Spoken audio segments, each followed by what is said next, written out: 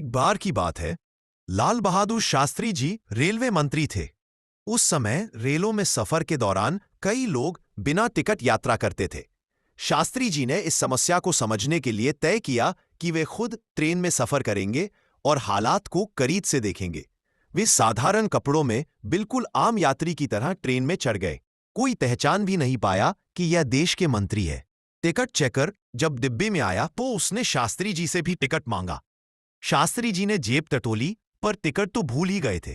Ticket checker ने सख्त आवाज में कहा, बिना टिकट यात्रा करना अपराध है, आपको जुर्माना देना होगा।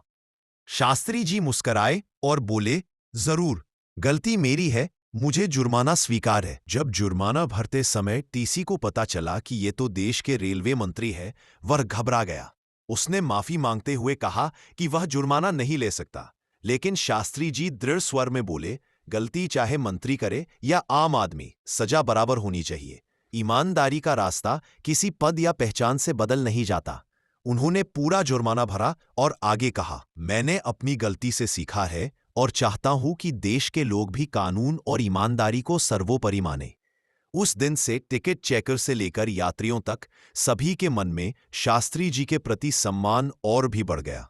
सिर्फ सीख लाल बहादुर शास्त्री जी की ईमानदारी सिर्फ उनके शब्दों में नहीं, बल्कि उनके हर कर्म में झलकती थी। सच्चा नेता वही होता है जो अपनी गलती भी स्वीकार करे और नियम का पालन हर हाल में करे। लाल बहादुर शास्त्री जी देश के प्रधानमंत्री थे, लेकिन दिल से बेहद सरल, विनम्र और ईमानदार इंसान। एक दिन शास्त्री जी कपड़े बनाने वाली एक बड़ी फैक्ट्री के दौरे पर पहुंचे। स्वाभाविक था कि प्रधानमंत्री के साथ भारी सुरक्षा, अधिकारी और प्रोटोकॉल भी होता है। फैक्ट्री का मालिक गर्व से भर गया। आखिर उसकी फैक्ट्री में देश का प्रधानमंत्री आया था। शास्त्री जी ने पूरे धैर्य और गहरी नजर से देखा कि साड़ियां कैसे बुनी जाती हैं। करघों की आवाज, धागों का मेल, कारीगरों की मेहनत, सब कुछ बहुत ध्यान से देखा। दौरा खत्म होने के बाद वे एक तरफ बैठ गए।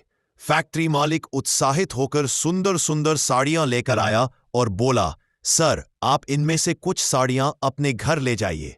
शास्त्री जी मुस्कुराए, साड़ियां देखीं और बोले, साड़ियों की कीमत क्या है? मालिक ने गर्व से कहा, 800 रुपए। उस समय 800 रुपए बहुत बड़ी रकम हुआ करती थी। शास्त्री जी ने शांत स्वर में पूछा, कुछ सस्ती साड़ियां हों तो दिखाइए। सस्ती साड़ियों की कीमत भी 400 रुपए थी। शास्त्री जी ने गहरी सांस ली और बोले, मुझे लगता है मैं साड़ी लेना मुश्किल है। मालिक तुरंत बोला, अरे नहीं सर, आप हमारे अतिथि हैं, देश के प्रधानमंत्री हैं, हम आपसे पैसे कैसे ले सकते हैं? साड़ियां तो भेंट है। शास्त्री जी के चेहरे पर एक दृढ़ और सच्ची मुस्कान आई। उन्होंने कहा, हाँ, मैं प्रधानमंत्री हूं, लेकिन इस पद का मतलब ये नहीं कि मैं ऐसी साड़ियां भेंट में ले लूं जिन्हें खरीदने की क्षमता मेरी जेब की नहीं है। अगर मैं कीमत नहीं चुका सकता तो उपहार भी स्वीकार नहीं कर सकता। उनके शब्दों में इतनी ईमानदारी थी कि माहौल कुछ क्षण के लिए शांत हो गया। अंत में उन्होंने एक सबसे साधारण और सस्ती साड़ी चुनी, पूरे पैसे दिए, रसीद ली और फिर उसे घर ले गए। कहानी की सीख, लाल बहादुर शास्त्री जी जैसे लोग हमें सिखाते हैं, पद बड़ा हो या छोटा, ईमानदारी हमेशा सबसे बड़ी होती है। जिस वस्तु को खरीदने की हैसियत ना हो, उसे उपहार में भी नहीं लेना चाहिए। जिसके खून में ईमानदारी हो, वह कभी पद और सत्ता का दुरुपयोग नहीं करता। शास्त्री जी की सादगी और चरित्र आज भी भारत के हर नागरिक के लिए प्रेरणा है।